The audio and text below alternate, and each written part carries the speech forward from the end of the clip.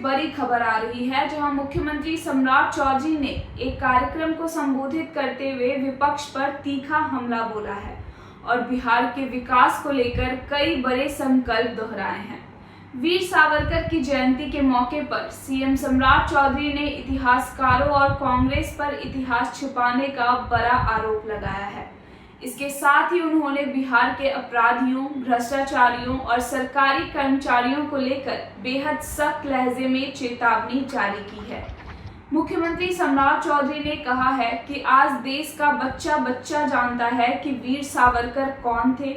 उन्होंने इतिहासकारों पर सवाल उठाते हुए कहा, अंग्रेजों और कुछ इतिहासकारों ने हमारी असली इतिहास को छिपाने का काम किया। कोई व्यक्ति एक दिन जेल जाता है तो जीवन भर याद रखता है, लेकिन 26-27 साल तक जेल में काल कोठरी की यातनाएं सही उसे देश कैसे भूल सकता है। उन्होंने आगे कहा कि अटल बिहारी वाजपेयी और प्रधानमंत्री नरेंद्र मोदी ने सावरकर के आदेशों से प्रेरणा लेकर ही देश को आगे बढ़ाया है। बीजेपी पर जनसंघ के लिए हमेशा पहले राष्ट्र, फिर पार्टी और अंत में व्यक्ति रहा है। सीएम ने घोषणा की कि बिहार सरकार वीर सावरकर के जीवन और उनके संघर्षों पर रिसर्च की व्यवस्था करेगी ताकि बिहार का हर नौजवान उनसे प्रेरणा ले सके। इसकी पूरी रूपरेखा जल्द ही बिहार में स्थापित की जाएगी। शिक्षा व्यवस्था को लेकर मुख्यमंत्री ने एक बेहद महत्वपूर्ण और बड़ा ऐलान किया है। बिहार के 534 ब्लॉकों में सरस्वती विद्या निकेतन के नाम से मॉडल स्कूल बनाए जाएंगे। सीएम का दावा है कि ये स्कूल इतने वर्ल्ड क्लास होंगे कि लोग प्राइवेट स्कूलों से नाम कटवाकर अपने बच्चों का एडमिशन इन सरकारी मॉडल स्कूलों में करवाएंगे। भ्रष्टाचार और अपराध पर जीरो टॉलरेंस की नीति दोहराते हुए सम्राट चौधरी ने सख्त लहजे में कहा, जो भी शॉर्टकट अपनाएगा या जल्दी में अमीर बनना चाहेगा, उसकी जगह सीधे बेऊर जेल होगी। उन्होंने साफ किया कि सत्ता में बैठकर जो जातिवाद की राजनीति करते हैं, वो राज में समृद्धि नहीं ला सकते। अपराधी चाहे किसी भी जाति का हो, बिहार पुलिस 48 घंटे के भीतर उसका हिसाब करेगी और जवाब देगी। मुख्यमंत्री ने अपने एक हालिया फैसले का जिक्र करते हुए कहा कि उन्होंने सरकारी कर्मचारियों की विदेश यात्राओं पर पूरी तरह रोक लगा दी है। उन्होंने अधिकारियों से कहा, पहले बिहार घूमिए, जब बिहार घूमेंगे तब पता चलेगा कि भगवान बुद्ध, महावीर, भगवान शिव और विष्णु सब इसी धरती पर आए हैं। बिहार की अर्थव्यवस्था को मजबूत करने के लिए बियाडा के जरिए लगभग 1100 जगहों पर उद्योग चालू करने का लक्ष्य है, जिसमें से 800 जगहों पर काम शुरू हो चुका है। उन्होंने बाहर के उद्यमियों का भरोसा दिलाते हुए कहा कि सरकार उद्योगपतियों के साथ खड़ी है। मुख्यमंत्री ने साफ कर दिया कि 2047 तक जहां पीएम मोदी ने विकसित भारत का सपना देखा है, वहीं नीतीश कुमार और उनकी सरकार बिहार को विकसित बनाने के संकल्प के साथ आगे बढ़ रही है।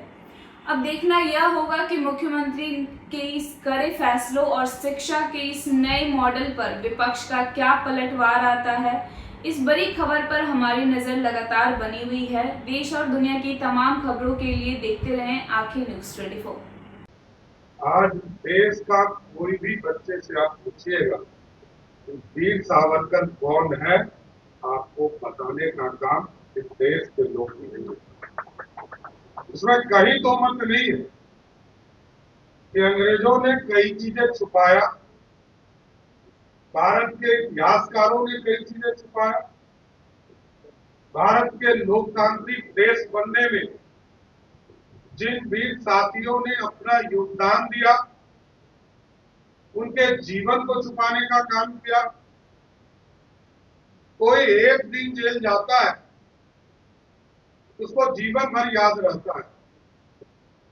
कोई व्यक्ति 26-27 साल तक यदि जेल में यात्रा सहा हो, उसको कैसे कोई भूल सकता है। अंडमान निकोबार जितने लोग गए हो, या इस भारत में जेल की यात्रा का प्रतीक कोई जगह है, वो काला पानी ही माना जाता है।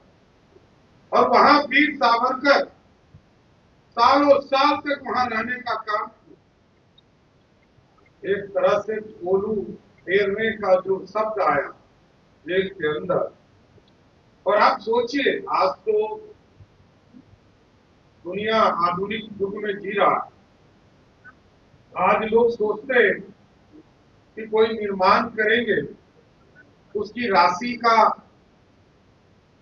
व्यवस्था कहां से करेंगे।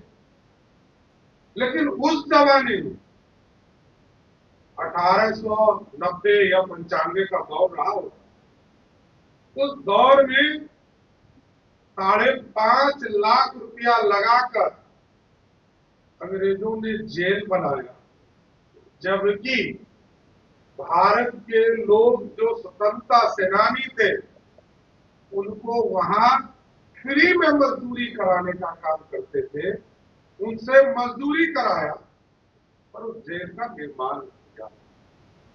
तो इस देश में जो भी इतिहासकार रहे उन्होंने भी ये लिखा है कि उस जेल में जो रहे वो सबसे ज्यादा कष्ट में रहे।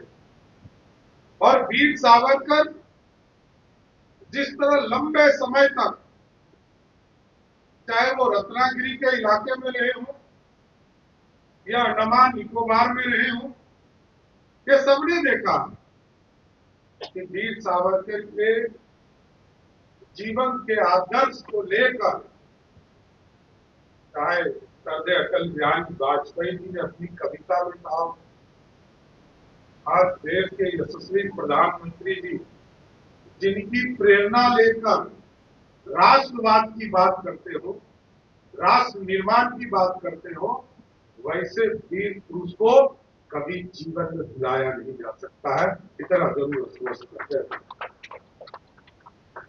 और साथियों, क्योंकि इसी प्रेरणा से आज पूरा देश आगे बढ़ रहा है और हमारी पार्टी तो स्पष्ट तौर पर जब भारत निर्माण की बात आती है, चाहे वो इमरजेंसी का दौर रहा हो, आपातकाल का दौर रहा हो, और इस देश में जब कांग्रेसवाद के खिलाफ लोकतंत्र पूर्ण रूप से स्थापित करने की बात हो, क्योंकि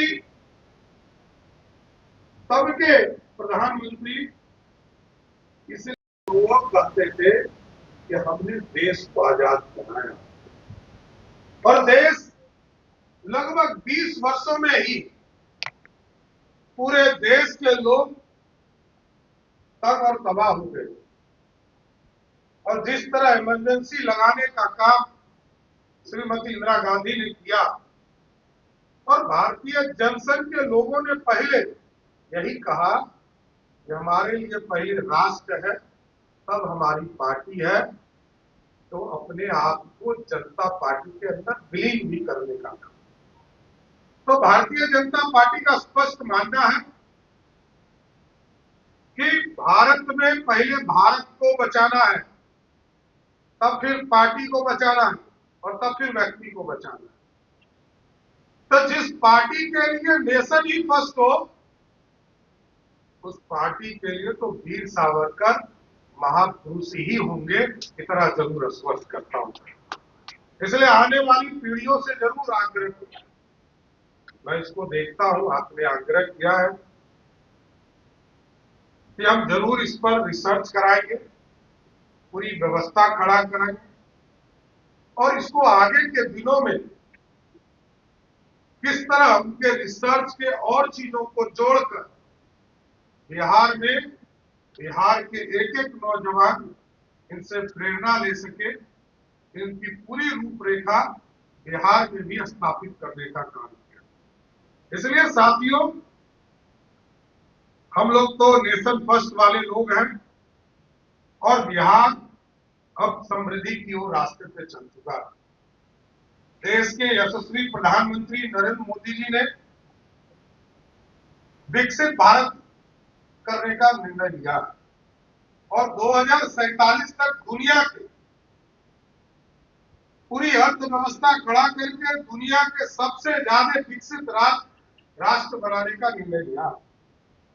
और बिहार में भी हमारे पूर्व मुख्यमंत्री नीतीश कुमार जी ने समृद्ध बिहार का सपना देखा है, क्योंकि कहा कई साथियों ने कि बिहार के लोगों को राष्ट्र के साथ निर्माण में भी कई लोगों ने योगदान दिया, लेकिन अब बिहार को तेज गति से विकास करने की जरूरत है। अभी तक हम जन कल्याण की बात कर रहे थे, अभी तक हम बेसिक नीड्स जो है गांव तक पहुंचाने की बात है, सड़क, बिजली, पानी कैसे हमारे गांव तक पहुंचे।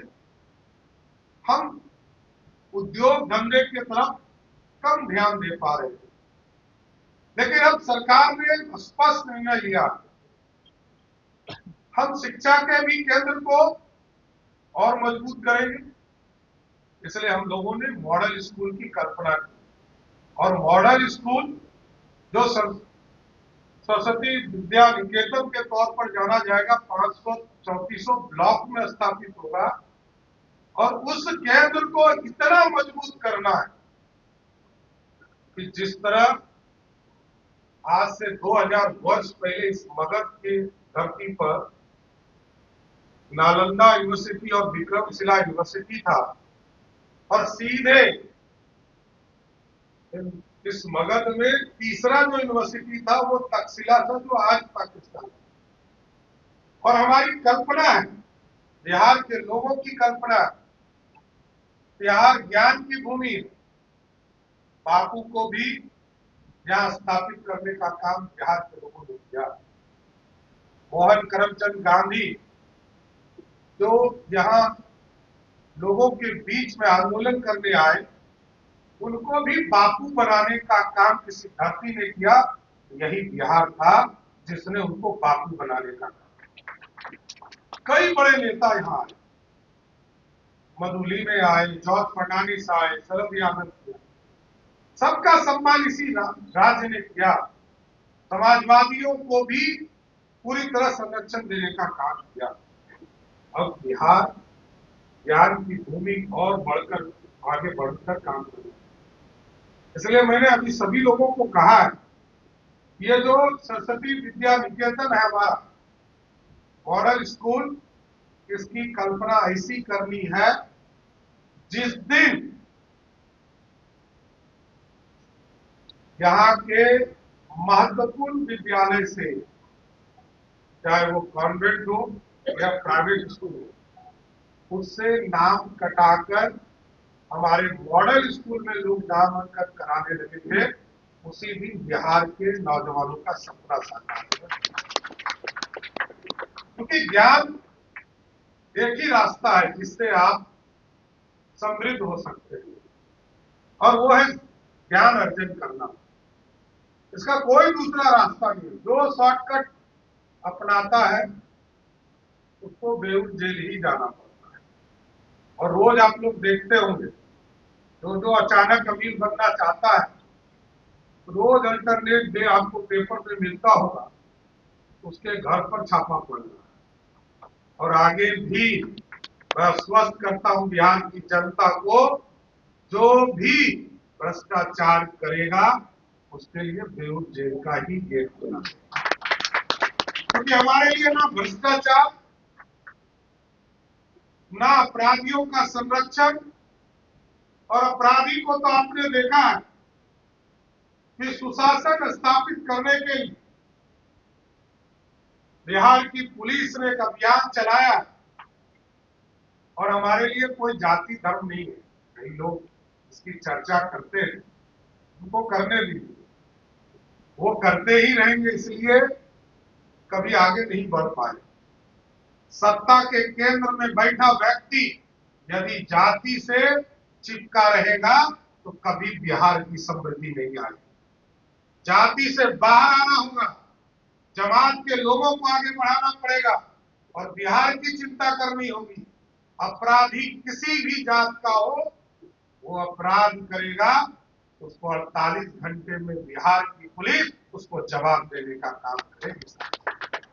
इसलिए साथियों, मेरा स्पष्ट मानना है, वीर सावरकर की यही प्रेरणा हम लोगों को लेनी चाहिए कि राष्ट्र निर्माण, बिहार के निर्माण, बिहार की समृद्धि, बिहार आगे तभी बढ़ेगा जब बिहार के लोग बिहार में आकर अपनी बात बिहार में चीजों को स्थापित करना शुरू किया। अभी मैंने 2 दिन पहले एक फैसला लिया और कहा कि कोई भी सरकारी कर्मचारी अब विदेश यात्रा नहीं, उनको मैंने कहा बिहार घूमो, बिहार में जाइए, 2 दिन अपने गृह जिले को छोड़कर इस बिहार का भ्रमण कीजिए और जब बिहार घूमेंगे तभी आपको एहसास होगा गौतम बुद्ध भी आए यहीं, गुरु गोविंद सिंह भी आए यहीं, महावीर भी यहीं आए, भगवान विष्णु और शंकर भी यहीं लड़े, बलियुद्ध यहीं, कितने मां के अंग इसी धरती पर गिरे। इस बिहार की विरासत को आगे बढ़ाना और बिहार समृद्धि तभी तो होगा जब हमारे लोग हमारे चीजों को पहचाने।